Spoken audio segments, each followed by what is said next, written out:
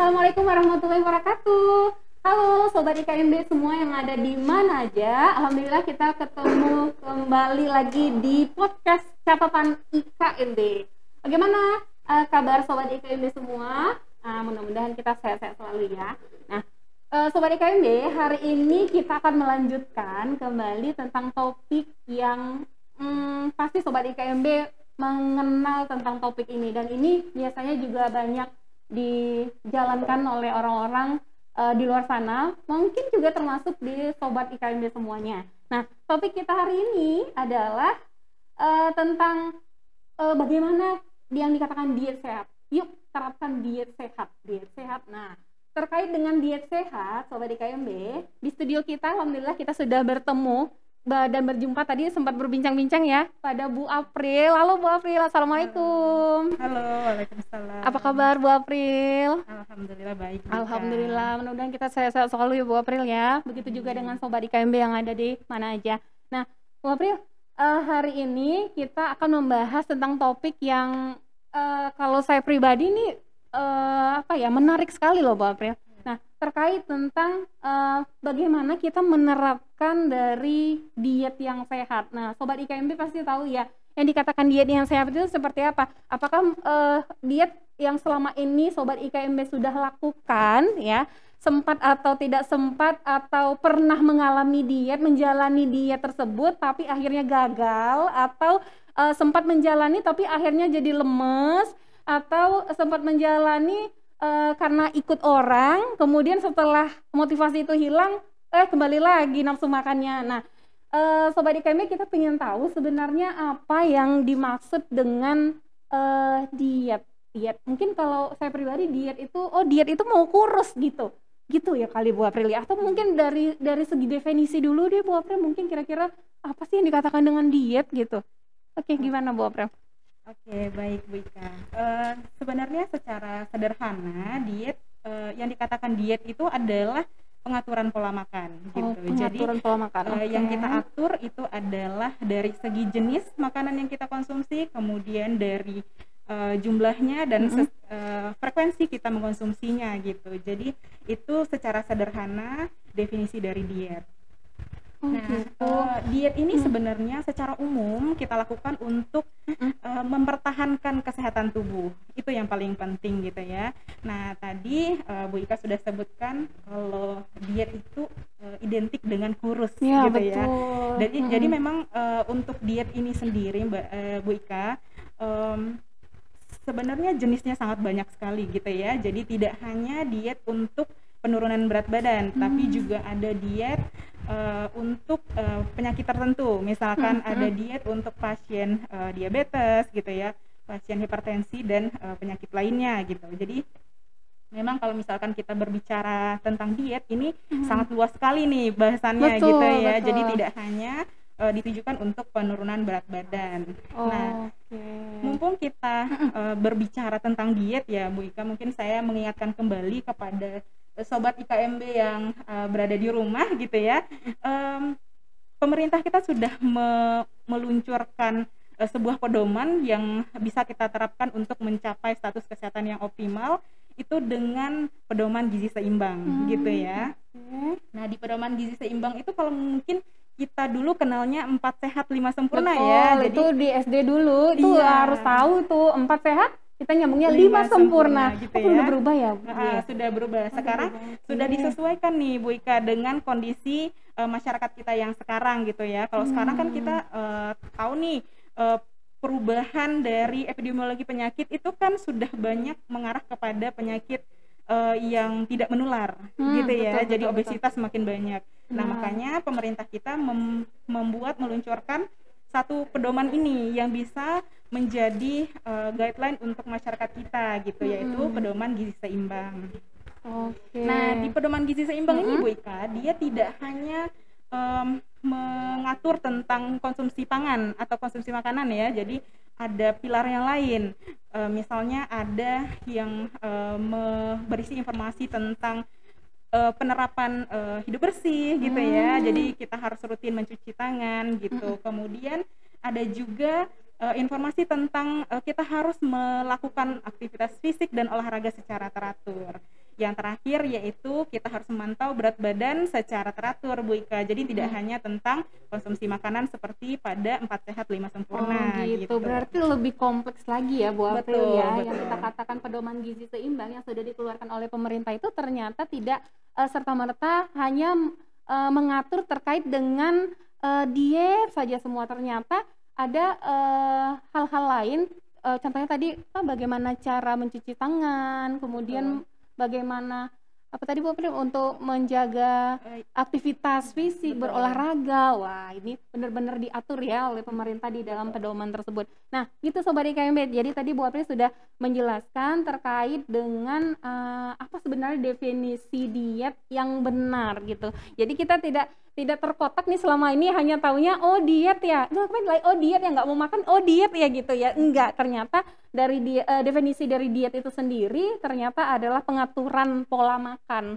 gitu. Nah, banyak hal yang diatur di situ, yaitu tidak hanya membatasi ya Bu April ya, tapi juga bagaimana jenisnya, kemudian frekuensinya gitu ya. Mungkin gini Bu April, Sobat IKM mungkin bisa saja oh lagi diet nih gitu. Nah, kita kurang tahu juga nih pengaturan yang sudah dilakukan oleh Sobat IKMB itu benar atau tidak. Nah, kalau kita kaitkan dari definisi tadi, sebenarnya tidak serta-merta hanya untuk kurus langsing gitu ya. Itu bonus. Bonus ya, itu bonus. Yang penting sehat dulu gitu ya, berapa yang penting sehat dulu, diatur pola makannya dan hasilnya nanti adalah sehat gitu. Tidak hanya langsing gitu. Nah, kemudian Bu April, apakah dari berarti kan dari pengaturan dari frekuensi, jenis, kemudian dari pengaturan pola makan, kemudian Bu April tadi juga sudah ada menjelaskan diet itu ternyata proses dari epidemiologi yang ada sudah bergeser tidak hanya ke penyakit menular, tapi sudah ke penyakit tidak menular. Contohnya tadi Bu April sudah katakan obesitas, kemudian diabetes mellitus ya Bu April ya, yang pasti sudah akan mengarah kepada pola makan, pengaturan pola makan atau habit atau kebiasaan. Nah, Bu April, ini kan dunia digital ya, yang semua informasi itu pasti lebih gampang, lebih mudah untuk diakses. Mungkin Sobat IKMB juga kita tidak tahu nih sepanjang yang ada di media sosial yang sudah beredar selama ini, apakah memang sudah dikatakan benar diet yang ada di share atau diinfokan di media sosial itu ya Bu April. Ditambah lagi yang kita ketahui bahwasanya informasi tersebut di share, kemudian dibaca oleh sobat-sobat IKMB, kemudian ibaratnya ditelan bulut-bulut gitu loh Bu April. Nah, kemudian tidak ada konfirmasi mungkin ke tim ahli, sehingga hal tersebut itu yang dijalankan oleh sobat-sobat IKMB yang ada di rumah. Nah, cuman hasilnya nanti apa benar atau tidak, atau berhasil atau tidak, atau bahkan bisa jadi akan membuat diri jadi sakit gitu, gara-gara kan ini udah diet gitu, tapi kok jadinya seperti ini gitu ya, jadi sakit, mengeluhkan ini dan itu. Nah, sebenarnya Bu April, dari pandangan Bu April bagaimana nih informasi yang beredar di media sosial, apakah diet yang katanya itu diet singkat katanya. Jadi kalau dipikir diet singkat itu berarti udah diet tuh nggak usah lama-lama lah gitu, nggak usah lama-lama, yang penting singkat. Wah, ini kayaknya bagus nih dipilih nih gitu. Nah, menurut Bu April gimana Bu April? Oke. Ini mungkin diet yang dibicarakan adalah diet penurunan berat badan ya, kali betul, ya, betul, yang iya. paling banyak dibagikan memang di media sosial. Seperti misalkan sekarang banyak di Instagram gitu ya, betul. atau di YouTube juga banyak dibagikan. Nah, sebenarnya untuk melakukan diet penurunan berat badan ini sebenarnya simpel saja Bu Ika. Kita perlu melakukan defisit kalori atau defisit energi. Nah, itu artinya apa? Kita harus bisa memaintain asupan kita, artinya itu dari makanan, dari minuman gitu ya. Jangan berlebih dari yang kita buang melalui aktivitas dan olahraga gitu. Jadi artinya ada 2 poin yang perlu kita tekankan di sini, bahwa kita perlu mengontrol makan kita, dan baik itu pemilihan makanan atau minuman gitu ya, karena sekarang juga minuman tidak hanya air putih gitu ya, yang malah sekarang minuman ini malah padat energi nih gitu, walaupun bentuknya cair dia padat energi gitu. Jadi prinsipnya itu, jadi kita harus mengatur bagaimana makanan yang masuk atau minuman yang masuk itu dia lebih sedikit dari segi kalori dan zat gizinya dibandingkan yang kita keluarkan dari aktivitas dan olahraga gitu. Jadi secara sederhananya seperti itu. Gitu. Berarti kategori kontrol makan itu tadi ya selama ini diet gitu kan, Bu April ya, diet tapi kok nggak berhasil contohnya gitu. Kemudian setelah dilihat-lihat lagi ternyata sukanya yang manis-manis, sukanya yang berwarna-warna gitu ya Bu April. Kalau nggak yang berwarna atau yang manis nggak mau gitu, apalagi kalau yang mau putih-putih nggak mau gitu. Nah ternyata itu mempengaruhi ya Bu April ya terhadap pengkonsumsian dari mungkin kadar gula yang terkandung di dalam air kemasan atau air yang ada di pasaran gitu ya Bu April ya. Nah ternyata dia lebih fokus ke banyak minum gitu Bu April. Mungkin ada juga atau Sobat IKMB ada pernah tahu ya, kurangi yang karbohidrat, kurangi nasi sampai nggak makan loh Bu April, nggak makan sampai lemes, itu dia tetap mempertahankan itu gitu. Tapi yang penting minumnya yang pilihnya yang manis, yang berwarna-warna, nah itu gitu. Padahal itu berdampak ya Bu April ya. Iya, dengan dalih mereka ingin lebih seger gitu ya. Padahal segernya itu lebih banyak isinya itu. Iya tuh, betul. Gitu. Nah Sobat IKMB ternyata kita jangan ini ya, jangan salah persepsi terkait dengan minuman yang berwarna dan yang manis-manis itu. Justru di sana bisa mengandung hal-hal yang mungkin bisa berlebihan ya Bu April ya, yang kita katakan tadi kita mau kurangin gitu, malah yang di asupan di nasinya itu malah tidak makan sama sekali loh Bu April. Ada saking tadi mau langsingnya tadi tujuan program dietnya tadi seperti itu. Prinsip diet sehat itu sebenarnya seperti apa sih Bu April, yang tadi Bu April katakan adalah mudahnya seperti apa gitu. Mungkin tadi menambahkan informasi yang tadi Bu Ika, yang terkait ada program diet yang menjanjikan penurunan berat badan yang sangat banyak mudah, gitu ya, nggak ribet. Iya gitu kan sekarang kayak banyak banget ya. Kemarin juga saya sempat mengikuti ada satu program yang ya seperti itu gambarannya, yang dia menjanjikan penurunan berat badannya sangat cepat gitu ya. Dan setelah saya baca-baca, ternyata program diet yang diterapkan itu adalah diet yang sangat rendah kalori. Artinya dia makannya yang ditekan gitu kan. Tadi saya sudah sampaikan, untuk kita defisit energi itu tidak hanya makanan yang kita tekan, tetapi dengan olahraga juga gitu ya. Jadi kita harus paham untuk dan faktanya lagi, kalau kita menerapkan diet yang sangat rendah kalori ini kalau kita terapkan di waktu yang cukup lama tanpa dampingan dari nutritionist atau dietitian, ini sangat bahaya gitu. Karena kalau kita gali semakin dalam lagi Bu Ika, ketika kita defisit kalori, yang biasanya kan kebanyakan ditekan adalah karbohidratnya gitu kan, tadi seperti yang Bu Ika sampaikan.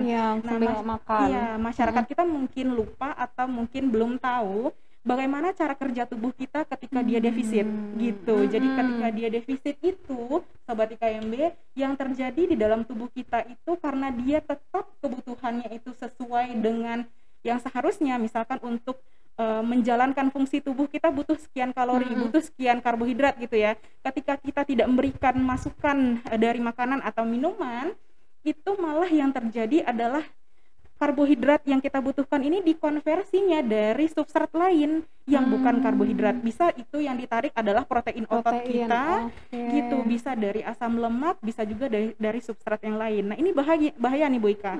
Kalau misalkan asam amino yang ada di dalam tubuh kita malah digunakan untuk pemenuhan kebutuhan energi, itu sangat bahaya, sehingga dia kehilangan fungsinya untuk regenerasi sel dan sebagainya. Protein tadi ya Bu. Betul. Jadi kita harus menjaga ini gitu. Jadi kita harus pilih yang tepat untuk sesuai dengan kebutuhan kita gitu. Nah ini pesan penting lagi, kalau misalkan kita ingin melakukan diet, kalau sebaiknya ya dengan tujuan tertentu nih, misalkan kita ingin menurunkan berat badan, sebaiknya kita datang konsultasi ke yang punya pengalaman gitu ya, punya keahlian gitu. Misalkan kompetensi ke di sana. iya betul, kita ke dokter gizi, kita ke nutritionist atau dietitian misalkan ada di klinik atau di rumah sakit ya Bu Ika. Jadi yang perlu Sobat IKMB tahu juga bahwa kebutuhan energi dan zat gizi kita tuh beda-beda Bu Ika. Misalkan nih saya dan Bu Ika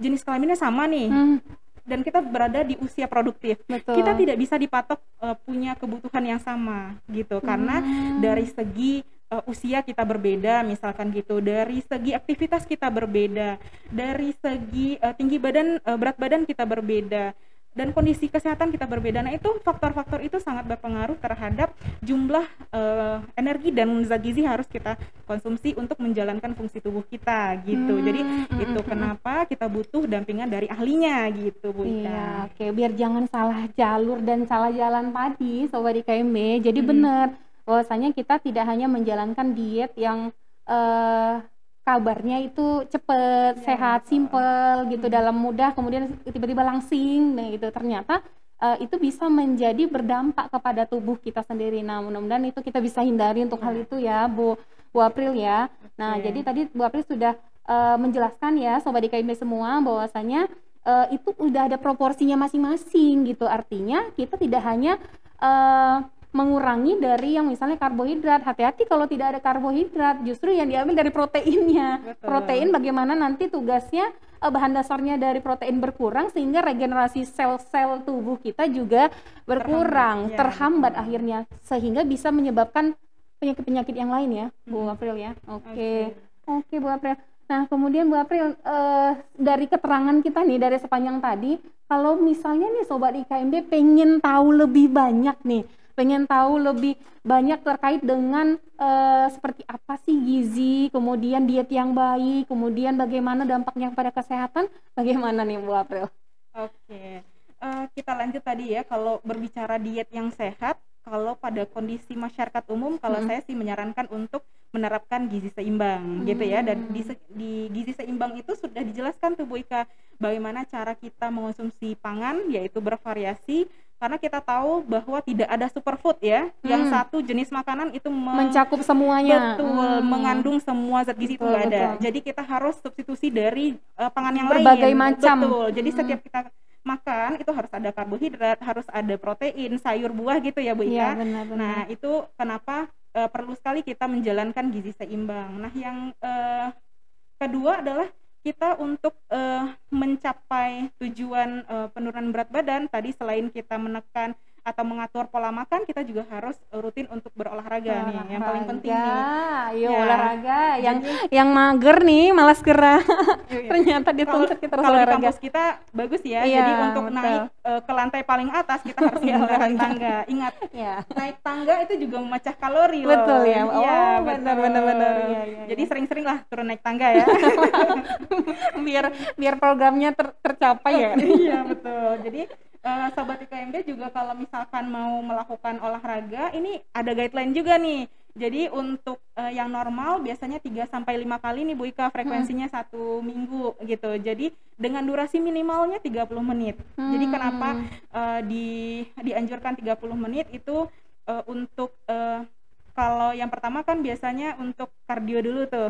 Jadi kalau misalkan kita punya tujuan yang khusus lagi nih untuk penurunan berat badan, kita harus lebih dari 30 menit berolahraganya gitu. Jadi pengaturan dari aktivitas fisik terkait juga dengan olahraga itu sudah ada porsinya masing-masing ya. Tidak kalau ini hanya untuk mempertahankan kondisi tubuh, untuk kardionya. Kalau ini untuk proses yang mau langsing, itu sudah ada ya Bu April ya. Oke, sangat menarik sekali Bu April. Nah, Bu April, kalau Sobat IKMB ingin mengetahui nih lebih banyak terkait dengan informasi tentang gizi dan bagaimana dampaknya ke kesehatan, Sobat IKMB boleh bagaimana nih langkah selanjutnya nih Bu April? Kalau melanjutkan yang tadi sudah melakukan diet atau gimana? Oke. Misalnya teman-teman pengen tahu lebih lanjut nih, pengen tahu dong, pengen mungkin kuliah atau mengambil satu profesi ini ke depannya nanti, kira-kira langkah apa yang Sobat IKMB bisa lakukan gini Bu April? Oke, sebenarnya kalau misalkan untuk, informasi tentang, diet, tentang gizi, Mhm, kesehatan itu sebenarnya sudah banyak ya, tapi betul. kita bagaimana cara kita memilih informasi itu, Bu Iya Ika. iya Jadi iya. kita harus tahu nih siapa yang mengeluarkan informasi itu. Jadi pilihlah informasi yang dikeluarkan oleh yang berwenang, gitu ya. Jadi Oke. pandai-pandailah untuk memilih informasi. Kemudian, kalau misalkan, sobat IKMB ini tertarik nih Tertarik, nah oke. tertarik ya, Mhm. ingin belajar gizi lebih Iya, bener. lebih dalam ya, Iya, lebih gimana dalam, gimana, Sobat eee, IKMB mau langkah apa nih ke depannya, Bu April? oke. Jadi kalau misalkan tertarik untuk, misalkan tertarik nih membahas gizi lebih dalam Betul. gitu, tidak hanya tentang diet, bisa bergabung dengan Prodi Sarjana Gizi, Nah, Institut itu Kesehatan Mitra dia. Ya, Bunda ya. Sobat IKMB semua Iya, ya, yang tertarik, kemudian pengen tahu lebih banyak lagi terkait dengan program gizi, kemudian dampak di gizi ke kesehatan. Nah, itu bisa join ya, Bu oke, April ya, di betul. Prodi Sarjana Gizi di IKMB. Ada ya, Bu April ya? Ada. Ada Nah, dong, fun fact-nya ya. nih Bu Ika, Ya.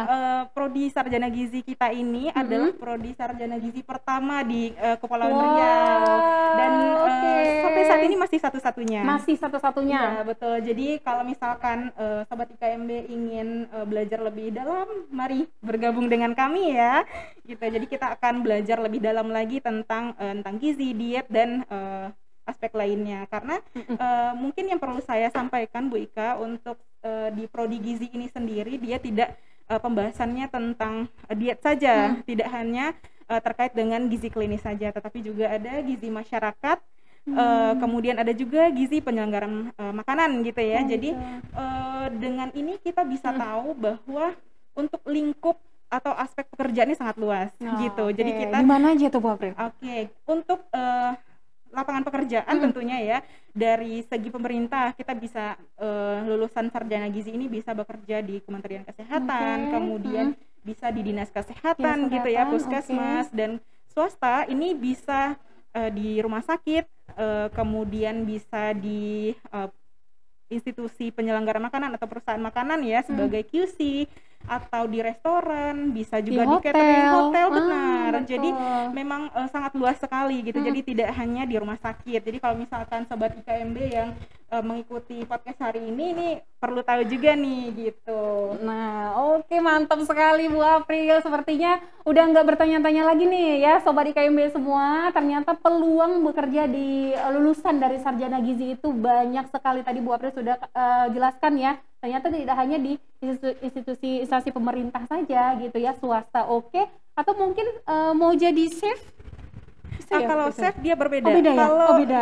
di restoran itu dia lebih kepada QC-nya. Oh Kalau gitu. quality control makanan yang Oh, diproduksi oleh chef. chefnya ada, tapi kita nih bagian yang, oh ini oke, ini kadarnya oke, ini cocok, Betul. ini sekian aja gitu ya, Bu April? Iya, dia dari segi hazardnya sudah, terpenuhi atau belum, apakah dia Mhm. terkontaminasi sama, zat kimia tertentu atau dengan, Mmm. agen tertentu ya. Mhm. Jadi itu adalah pekerjaan orang gizi Oh gitu. Jadi di gitu. bagian QC-nya. Pastinya dibutuhkan. Sangat, Pastinya dibutuhkan. Ayo sangat. ayo Sobat IKMB semuanya jangan ragu-ragu lagi ya di Sarjana Gizi IKMB ini membuka peluang pengetahuan pendidikan terkait pengetahuan terkait gizi dan bagaimana pengaruh dari gizi itu ke kesehatan kita. Dan Bu April tadi sudah menjelaskan begitu kompleks sekali terkait dengan pemahaman kita tentang gizi atau diet yang sehat ya. Oke Bu April, terima kasih banyak untuk pertemuan kita hari ini. Iya, Senang terima sekali untuk kasih. bertemu hari ini. Kita Sama-sama. sehat-sehat selalu. Oke Sobat IKMB, sekian dulu untuk podcast kita hari ini.